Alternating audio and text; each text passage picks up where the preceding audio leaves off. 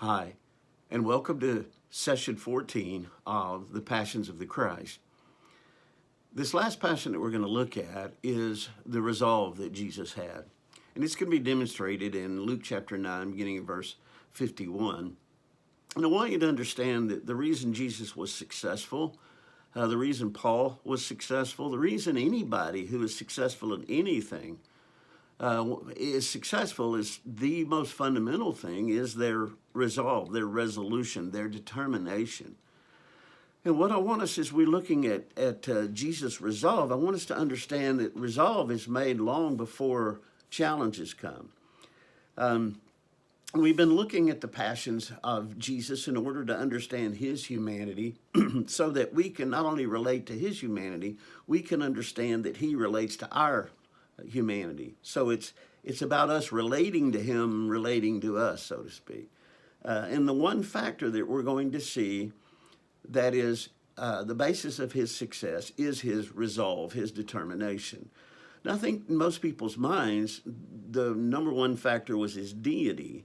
And hopefully through this study, you've been able to see that the deity to Jesus was probably more of a challenge in expressing his humanity than it was gave him a benefit. We cop out when we say that, yes, Jesus was able to do this or that because he was deity. I want you to remember that he was subject to everything that we are, yet without sin. And it's the yet without sin that we attribute to, well, he's the Son of God, he can't sin. And the truth was he could because he was human.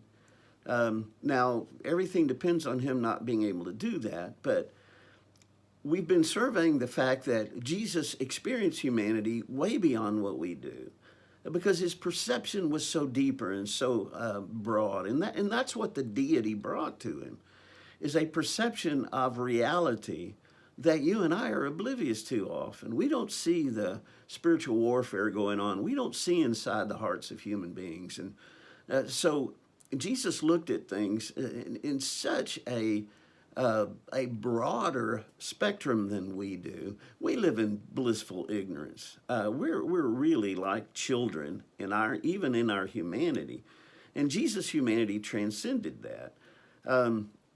So what we want to view from his success is not the cop-out, well, he was successful because he was deity.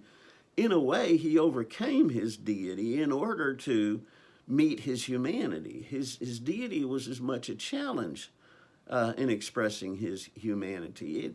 This is the original miracle, if you will, that God came and lived among us in the flesh. We'll never understand that. We'll never understand how that plays out because nobody before or since has ever experienced that. But what we're going to draw from his humanity is why he was successful. And we're not going to use the cop-out. He was successful because he was the Son of God, because Jesus had the potential to fail. He was tempted in all ways, as we are, yet without sin. Not because he couldn't sin, being deity, but because he didn't sin in spite of his humanity. Why is it that some people are successful in things and some people aren't? Why is it that some people are successful in being committed to Christ and staying committed to him until the day they die, and there are others who fall away? If there's anything challenge that faces elders and ministers and folks who deal with Christians from a perspective of trying to help them be saved and get to heaven, this is the greatest challenge. Why do people start out so well and fall away? And what we're going to learn today is the reason Jesus didn't do that, the reason Paul didn't do that, and we understand Paul endured things way beyond really what you and I've been faced with. Why did he not quit? And that's not to say he's a better person or he had more things available to him. It really comes down to this formula for success, which is called resolve. Now, in Luke chapter 9, verse 51, we see this resolution in Jesus. When the days were approaching for his ascension, he was determined to go to Jerusalem. And he sent messengers on ahead of him, and they went and entered a village of the Samaritans to make arrangements for him. And they did not receive him because he was traveling toward Jerusalem. When his disciples, James and John, saw this, they said, Lord, do you want us to command fire to come down from heaven and consume them? But he turned and rebuked them, and they went to another village. As they were going on the road, someone said to him, I will follow you wherever you go. And he said to him, the foxes have holes and the birds of the sky have nests, but the Son of Man has nowhere to lay his head. And he said to another, follow me. But he said, Lord, permit me first to go and bury my father. But he said to him, allow the dead to bury their own dead. But as for you, go and proclaim everywhere the kingdom of God. Another also said, I will follow you, Lord, but first permit me to say goodbye to those at home. But Jesus said to him, no one, after putting his hand to the plow and looking back, is fit for the kingdom of God. So in the first part of this, we see Jesus' resolve, and we see part of the cost of his resolve. There's an idiom used twice here. It's a Hebrew idiom of he set his face toward. In the New American Standard, it says, when the days were approaching for his ascension, he was determined. And his messengers went on ahead of him. They entered the village of the Samaritans to make arrangements for him. They did not receive him because he was traveling toward Jerusalem. Again, he set his face toward Jerusalem. I love the idiom there. He set his face. When you know in someone's face when they're unsure, you know when they're vacillating, because the eyes show it, the face shows it. You also know when someone is determined because their face is set toward what they're going to do. And there's almost those chiseled feature concept of, almost like the masthead on a ship where you've got a face going into leading the ship into tough waters, into storms, all of those kinds of things. And the idiom here that is interpreted as determination or resolved is he set his face. Now, it's described twice. One, and they're about the same thing. The first one is he was determined to go to Jerusalem. Now, something I'd never really noticed before, it said the days were approaching for his ascension. And so he's headed to Jerusalem. And that's important because we tend to view of his heading toward Jerusalem for the crucifixion, and certainly it was. But the way Luke describes it, I think gives us some insight into the resolve of Jesus. When the days of his ascension were approaching, he set his face to go to Jerusalem. And so he sends some messengers ahead, and they go into a Samaritan village, and they're going to set up arrangements for him. But they wouldn't receive him because he set his face on going to Jerusalem. We know Jerusalem is the place of their enemies, etc. So they basically closed him out. And that's why James and John said, should we call fire down from heaven? Now, what's juxtaposed immediately after that is Jesus calling several people and their responses. Some saying, I'll follow you everywhere. And he says, well, foxes have holes and birds have nests, but I don't have any place to lay my head. And he said to another, follow me. But he responded, Lord, permit me first to go and bury my father. And that's when he told him, allow the dead to bury the dead. And another also said, I will follow you. So we have one says, I will follow you, one that he calls to follow him, and then another that says, I will follow you. And to each, there is a challenge. One is, to the first one, I don't have a place to live. To the second one, and I think we struggle with these because they sound like kind of reasonable responses. Well, let me go bury my dead father. And Jesus seems to be kind of stern about, well, let the dead bury the dead. Or someone says, let me go home and just say goodbye. And Jesus said, if you set your head to the plow and turn back, you're not fit for the kingdom. One of the things he's looking for is resolved. One of the things he's looking for is followers who will drop their nets and follow him.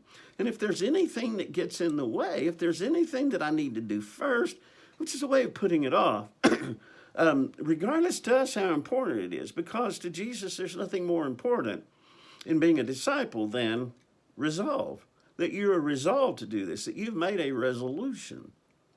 The term resolve means to settle or find a solution to a problem or a dispute or a contentious matter. Now, this resolve is going to be coming up with a solution before we even get to the problem. It's to decide firmly on a course of action. That's the second meaning.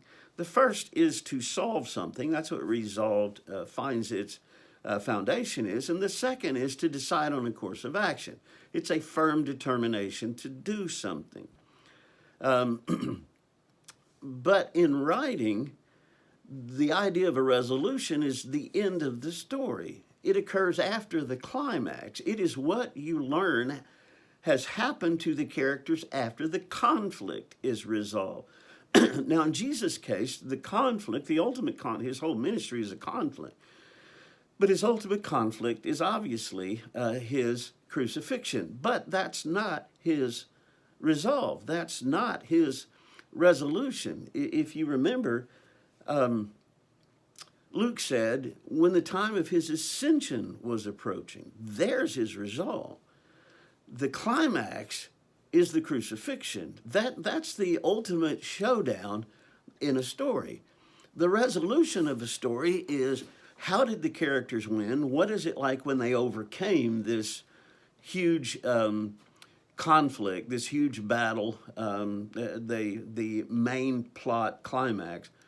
What's the aftermath of that? That's the resolution of the story, and that's really the resolve, and it's toward that focus that resolve is made. Now we see, if you remember going back, we started talking about one of the first passions that Jesus experienced was his alienation, that he was on a different path than even his parents understood. But what we see in him is that same resolve, even at age 12. When his parents saw him, they were astonished. His mother said to him, "Son, why have you treated us like this? Your father and I have been anxiously searching for you." See, they're looking at it from their perspective. Why have you done this to us? He's got a broader perspective. It's not just about him and his mom and dad. He's looking at his whole ministry. This is the deity aspect. And this is what made his humanity difficult to live. "Why were you searching for me?" he asked. "Didn't you know I had to be in my father's house?" But they did not understand what he was saying to them. Then he went down to Nazareth with them and was obedient to them. I want you to see that even though he had this resolve, even at age 12, don't you understand who I am? Don't you know what I'm resolved to do? Don't you know that when we make it to Jerusalem, the place I'm going to be is in my Father's house? I'm going to be learning and preparing for this ministry. Don't you know why I'm here? They did. They knew, but they didn't understand. And it's kind of from a parent's perspective, why didn't he send a message to them? Why didn't he notify them, "Hey, I'm headed to the temple"?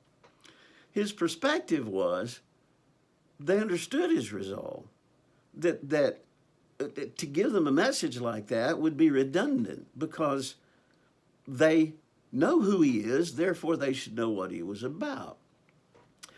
There's two ways that his resolution was expressed in this interaction. He was determined, set his face to go to Jerusalem, verse 51.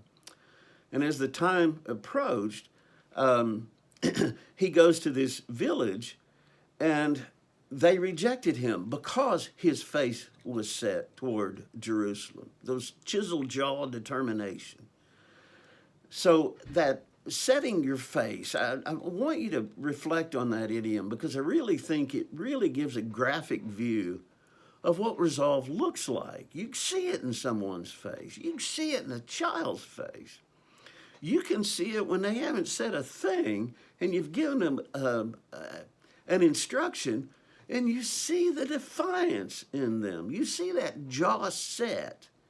You see that resolve. I'm going to do this. I remember when my son was very young, I was describing to him as a behavior that I wanted him to do or a behavior I didn't want him to do. I don't remember exactly. And I described the consequences associated with that. So I asked him, "Do you understand what I'm expecting of you? Do you understand the consequences if you fail?" And he was kind of standing there, and he didn't answer right off. And then he said, yes. And I said, you were just weighing, weren't you? You were weighing which is worse, the consequences or not doing what you wanted to do. That's what you were doing right then. You were weighing in your mind, what's going to give me the greatest reward? To go ahead and do what I want to do and then endure the punishment? Or will it be the discipline is the greater deterrent? And I could see in his eyes, I could see the gears turning. He was weighing, is it better to go ahead and do what I want to do and just suffer through? That's resolution. In Isaiah chapter 50, verse 6, it said, I offered my back to those who beat me, my cheeks to those who pulled out my beard. I did not hide my face from mocking and spitting. Because the sovereign Lord helps me, I will not be disgraced. Therefore, I have set my face like flint, and I know I will not be put to shame. Messianic prophecy. I have set my face like flint. If you ever hit flint with steel, it sparks. It's hard, okay? This is a hard resolution. This is a hard determination.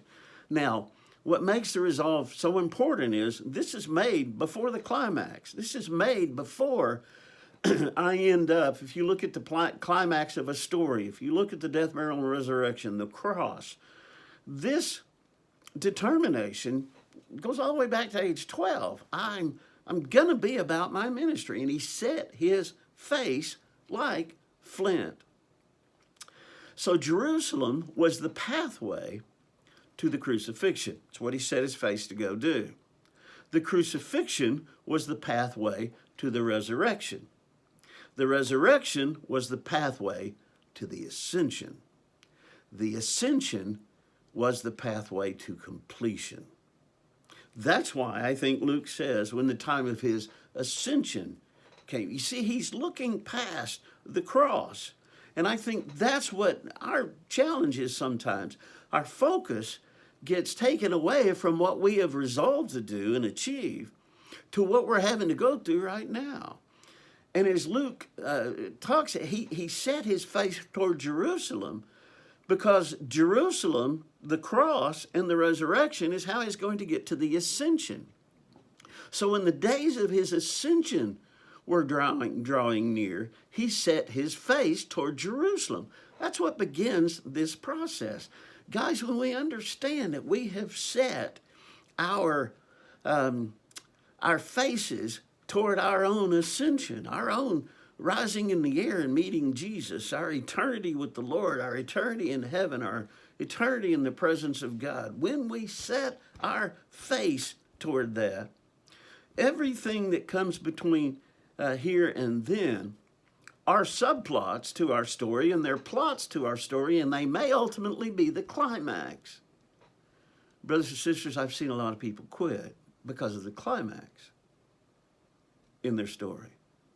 The ultimate battle between good and evil, the ultimate battle between the protagonist and the antagonist, and because of that battle or the anticipation of the battle or the outcome of the battle, they quit. Now remember, the outcome of Jesus' battle was he died. He bled. His life was taken. He was tortured. If you look at just the climax of the story, we can understand his prayer in the garden, let this cup pass from me.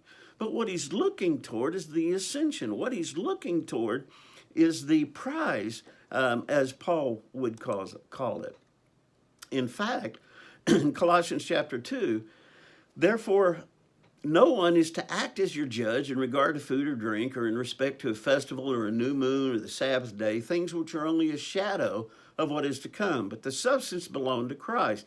Take care that no one keeps defrauding you of your prize by delighting in humility and the worship of angels, taking his stand on visions he has seen, and on and on and on. Don't let anybody defraud you of your prize. Keep your eyes on the prize. 1 Corinthians chapter 9, verse 24. Do not let those who run in a race, do you not know that those who run in a race all run, but only one receives the prize? Run in such a way that you may win. Everyone who competes in the game exercises self-control in all things, So, and they do it to obtain a perishable wreath, but we an imperishable. Therefore, I run in such a way as not to run aimlessly. I box in such a way as to avoid hitting air. But I strictly discipline my body and make it my slave, so that after I have preached to others, I myself will not be disqualified from what? The race. For what? The win, the prize. We don't talk as much more now about the race, about winning as Christians. And that's unfortunate, because when we don't talk about that, we take our eyes off the prize. We forget that we're in a race. We forget that a race means that we have to dedicate ourselves to the race for the prize. We don't do that for perishable things. A lot of people do. We do it for an imperishable one. Philippians chapter 3, verse 10. That I may know him in the power of his resurrection and the fellowship of his suffering, being conformed to his death. If somehow I may obtain to the resurrection from the dead. Not that I've already grasped it all or have already become perfect, but I press on. That if I may also take hold of that for which I was even taken hold of by Christ Jesus. Brothers and sisters, I do not regard myself as having taken hold of it yet. But one thing I do, forgetting what lies behind and reaching forward to what lies ahead, I press on toward the goal of the prize of the upward call of God in Christ Jesus. I want to know his power. I want to know the power of his resurrection. I want to know him. I want to know his suffering. I want to be conformed to his death, and in some way, the same resurrection. There's his prize. That's why he was successful. He had resolved to win the race and to achieve the prize. And it's called, in the book of Revelation, a Stephanos, a laurel wreath that's put on the head of the one who wins. To press on means to move or cause to move in a position of contact with something by exerting continual physical force. I press on, I press back, I keep pressing, I keep pushing and pushing and pushing against every obstacle. Why do you not give up to the obstacles? Because I keep my mind on the prize, and the prize is the upward call. And I don't want to preach to everybody else, he says, for them to get their prize and me lose mine. That's why I discipline my body continually. I don't box to beat the air. I don't run to lose a race. I exercise and I exercise and I exercise. He's talking about a metaphor for spiritual exercise to keep us strong, keep us motivated, but never losing our eyes from seeing the prize. The upward call.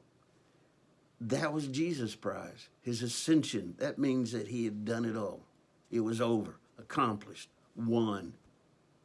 The race was completed. Mankind was saved.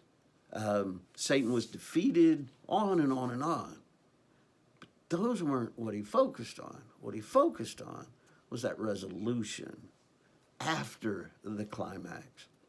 2 Timothy chapter 2, verse 4, no soldier in active service entangles himself in the affairs of everyday life, so that he may please the one who enlisted him.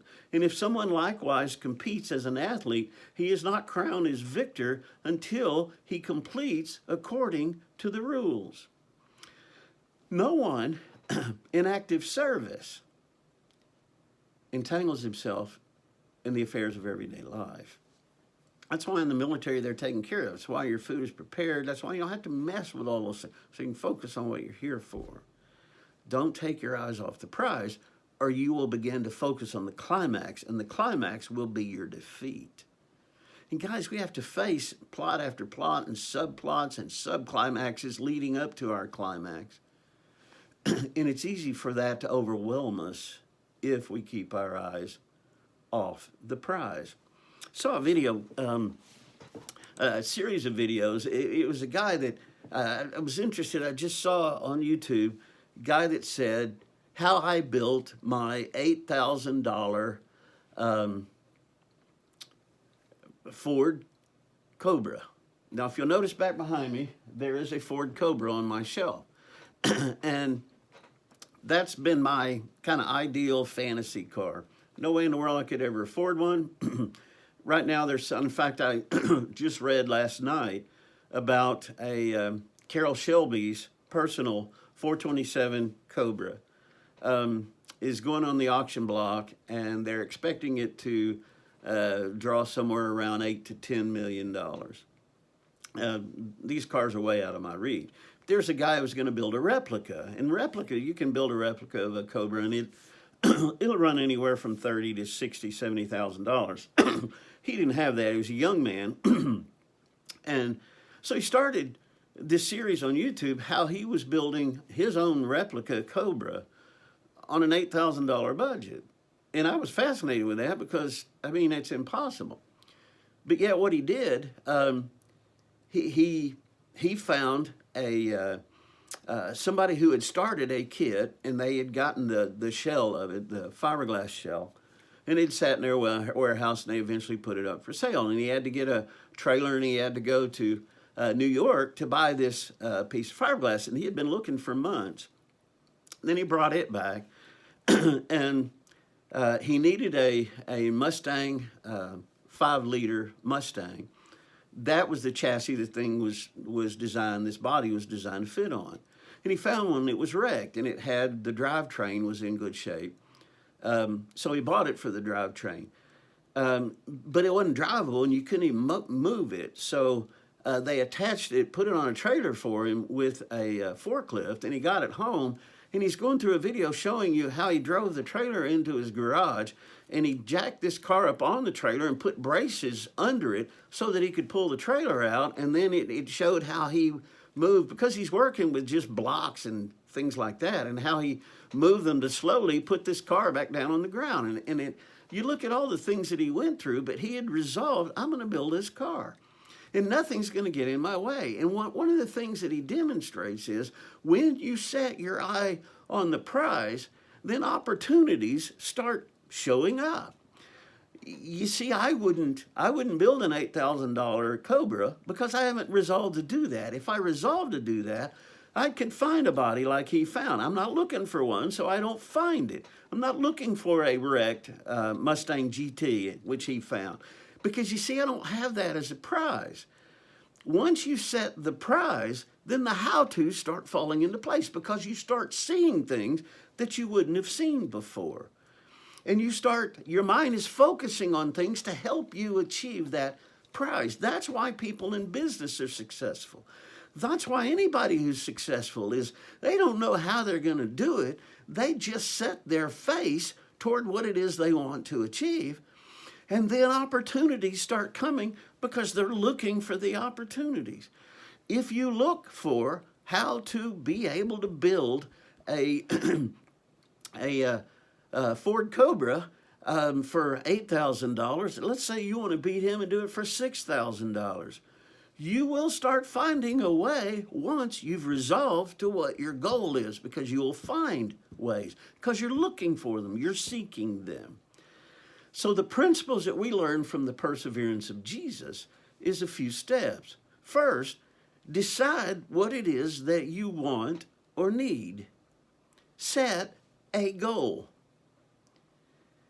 Now that first step is really half of this, because as any guru will tell you, the basic foundation of success in any endeavor is persistence. Well, in order to have the persistence, you've got to have the determination. The determination means the resolve. I'm going to do this or die. That kind of resolution. It's deciding what it is that you need or you want, making that a goal, and then a resolution to achieve that goal. The reason most people don't achieve many goals is because they don't set many goals. Because many people are just wandering generalities. They just live for the day. They just, whatever comes up today, I'll deal with it today, but I don't have any goals in life. Paul had a goal. the upward call. Jesus had a goal, the ascension. And everything started falling into place, and Jesus was able to set his face toward Jerusalem, toward the crucifixion, because the crucifixion opened the door to the resurrection. The resurrection opened the door to the ascension, and the ascension was, job well done, job achieved. I can now leave this earth because I've done it, run the race. I've kept the faith. Just as Paul talked about, that resolve that we see all the way back to age 12. So the first thing is decide what it is you want or need. Now, I mean, you can use these principles for anything in life. You want to own your own business, if you want to end up with $1 million by the time that you retire, if you want to invest or build a real estate empire, whatever it is that you decide that you want to do, once you decide it and resolve to do it, you will. If you set that goal and if you set your resolve, if you set your face toward it. Now, what happens when you set your face toward it is people who are your enemies are going to want to get rid of you. They don't want to push you away. So you've got folks that come into town to prepare a place for Jesus to stay. And when they see his resolution, when they see that his face was set to Jerusalem, which is their enemies, they closed up shop. See, they put him out. They defeated him. They frustrated him. Didn't matter. He'll find someplace else. You see, there's always an option. There's always something else to do. There's always a way to overcome this obstacle in order to stay on course for my goal and my resolve. So the first step is decide. Now, what I want you to understand, regardless of how else you use these principles, set your face toward your upward call, your prize, and do whatever you need to do to keep that prize in front of your eyes. Because in the days when his ascension was approaching, he's already looking past the crucifixion, even the resurrection. Now, there's steps to get there, and those are huge obstacles. Those are huge climaxes. And every Sunday we focus on those climaxes during communion. And those are very important. But what his face was set toward was the ascension. Because the ascension represented, I've achieved the goals. So decide, and you need to decide on the upward call. And you need to set your face. I don't care who crosses my path. I don't care what crosses my path. I don't care what subclimaxes or climaxes I have to face and work through. I'm going to use them to propel me toward my success, toward my set face goal, toward my resolution. I've already resolved it, and that's not going to change. And so every obstacle then becomes an opportunity to advance myself.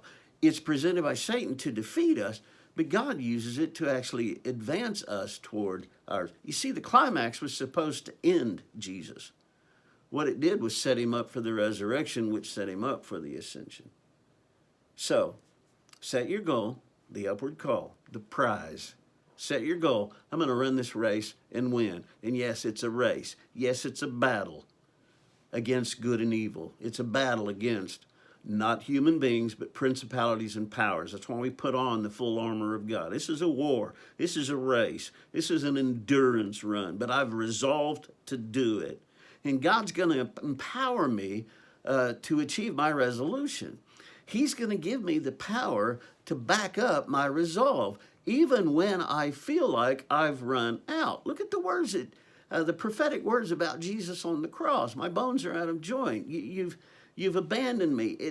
It looks like I'm overdone, but his resolve was bolstered by the power of God to bring him out of the tomb. He didn't come out. That wasn't his achievement.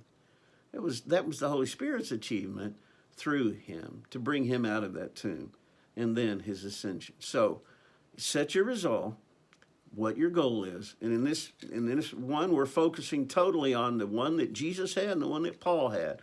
The upward call, the prize. of this race that we're running. And guys, that's the race that we're running. We're not running a corporate race. We're not running a race of our hobbies or our race of achievement in any other way. And that's because we're an army here that works for our commanding officer, and so we don't concern ourselves with all of the things around us. We don't let them detract from us, as Scripture said. So, goal, resolve, then just go for it. Well, I don't know how I'm going to accomplish it. Leave that up to God. I don't know where I'm going to get the energy to do this. I don't know how to do this. I don't know how to do that or whatever.